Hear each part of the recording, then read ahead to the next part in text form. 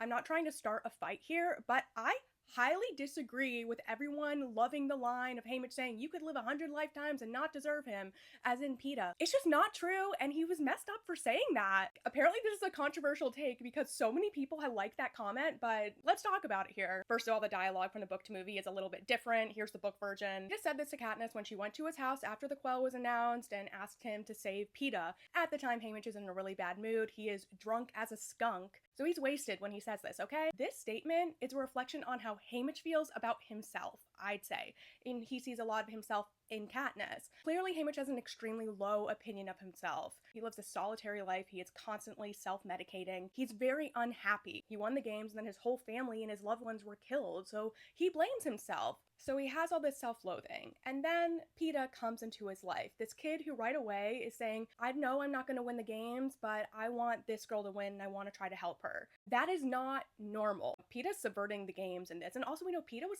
cared about his own virtue going into the game. He wasn't thinking about how he could survive. He just wanted to be of use to help someone else who he thought could win. He focuses a lot on his morality over survival. And I'm not saying one is better than the other. It's just different than how Haymitch is and Katniss and most of the other victors. You know, they go into the games and they're trying to survive. That's all they want. That's their goal. And they're not proud of what they do to survive the game. Peeta didn't have to commit as much violence as other winners. And so he's kind of this anomaly. After the games, Peeta still goes and checks on Haymitch every day. He brings him bread. He's a friendly, nice guy. So when the quell is announced, Haymitch is very angry. He knows there's a possibility he could go into the games, but also right after it's announced, Peeta is over saying, don't go in the games, I want to go in there. Having this kid immediately offer to take his place, spare Haymitch his life, just that I'm sure makes him feel guilty. I imagine Haymitch figured that would happen, but also felt some relief and would feel guilty feeling this relief that he wouldn't have to go into the games and Peeta would take his place. And in the previous games, Haymitch chose Katniss over Peeta to help survive. I mean, Peeta asked for this, but still, he's beating himself up.